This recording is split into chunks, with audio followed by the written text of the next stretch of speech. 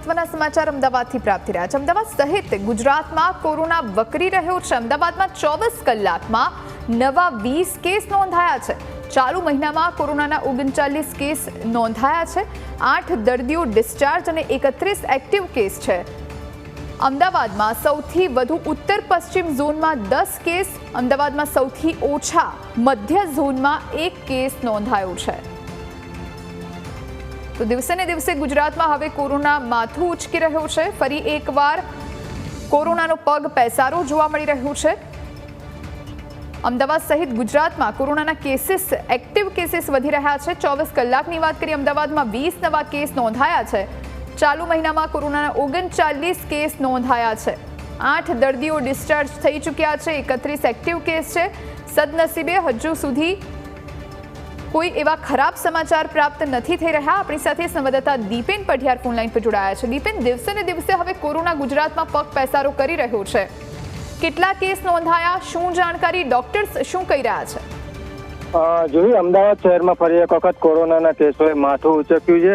છેલ્લા 24 કલાકની વાત કરવામાં આવે તો છેલ્લા 24 કલાકમાં અમદાવાદ શહેરમાં 20 નવા કોરોનાના કેસ છે તે નોંધાયા છે। ચાલુ મહિનાની વાત કરવામાં આવે તો મે મહિનામાં જ અમદાવાદ શહેરમાં કોરોનાના ટોટલ 39 જેટલા કેસ નોંધાયા છે, જેમાં ગઈકાલે છેલ્લા 24 કલાકમાં જ એક જ દિવસમાં 20 કેસ નોંધાયેલા છે। તમામ જે 39 કેસ નોંધાયા છે આ મહિનામાં, તેમાંથી 8 જેટલા દર્દીઓ છે તે દર્દીઓને ડિસ્ચાર્જ કરી દેવામાં આવ્યો છે, જ્યારે 31 કેસ હજુ પણ અમદાવાદ શહેરમાં એક્ટિવ કેસો છે। મહત્વની વાત કરવામાં આવે તો જે સૌથી વધારે જે કોરોનાના કેસ છે તે ઉત્તર પશ્ચિમ ઝોનમાં 10 જેટલા એક્ટિવ કેસ છે તે નોંધાયા છે, જ્યારે સૌથી ઓછા મધ્ય ઝોનમાં માત્ર 1 કેસ નોંધાયો છે।